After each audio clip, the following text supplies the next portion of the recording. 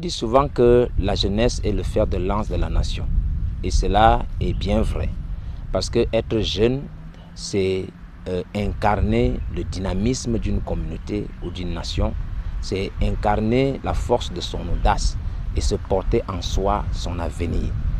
Et maintenant, derrière donc cette fougue, cette force que nous avons, il est très important que cela soit canalisé de façon propre pour être plus efficace. Et c'est un peu à l'occasion donc de ce mois qui était consacré à la jeunesse dans notre pays que j'ai pensé à faire ce mot à la jeunesse, non seulement de mon pays en particulier, mais aussi du monde en général. Et le mot que je vais vous adresser aujourd'hui, ou nous adresser à nous tous, repose sur deux piliers essentiels. Le premier pilier, c'est que vous devez comprendre que vous ne devez jamais abandonner.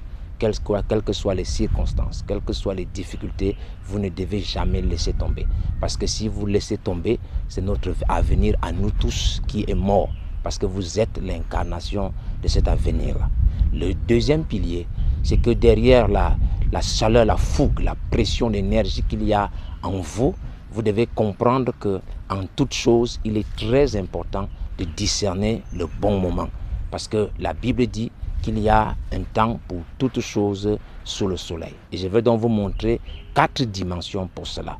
La première dimension, c'est comme il est écrit, ne réveillez pas l'amour avant que ne vienne le temps. Vous devez donc discerner le bon moment pour cueillir le fruit de l'amour. Parce que l'amour est comme un fruit, comme une mangue par exemple. Si vous la prenez trop tôt, elle va vous agacer les dents. Mais si vous venez aussi trop tard, elle sera pourrie, elle ne sera pas utile. Et donc vous devez discerner, identifier le bon moment pour cueillir ce fruit-là. Et le bon moment correspond à un temps de maturité.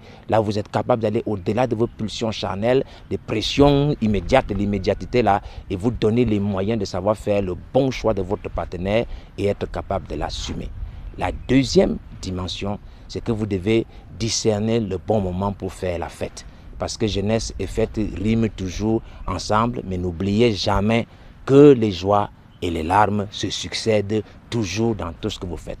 Alors, si vous choisissez de s'aimer d'abord les larmes du travail, les larmes de l'effort, les larmes de la constance dans l'effort continu, certainement que vous allez récolter la joie du succès, la joie de la récompense. Mais si par contre vous commettez l'erreur véritablement de s'aimer la joie des grasses matinées, la joie du laisser aller, la joie des plaisirs immédiats, vous allez certainement moissonner à la fin les larmes de l'échec, les larmes de la disette, de la jalousie et des complexes d'infériorité.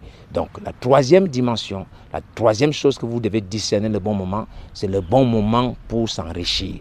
Parce que c'est vraiment un fléau qui attrape la jeunesse. Vous devez savoir que si vous vous enrichissez de façon précoce, cela va vous égarer et cela va vous enlever toute substance spirituelle et morale. Et il est dit dans les études communes que en fait, dans le développement de chaque carrière, nous avons 3 étapes. Une étape d'apprentissage entre 25 et 35 ans, une étape de développement jusqu'à 40-45 ans et enfin une étape d'enrichissement. Et ce qui épanouit le plus de jeunes, c'est quand il passe son temps à apprendre et à se développer. Parce que la richesse viendra plus tard sous toutes ses formes. C'est pour ça que je vous encourage à être curieux. Ne vous limitez pas à un seul aspect, mais investiguez tous les horizons. Ne vous limitez jamais. Développez-vous, mais surtout dans toutes choses, quel que soit l'endroit où vous entrez, n'oubliez pas de garder la crainte de Dieu.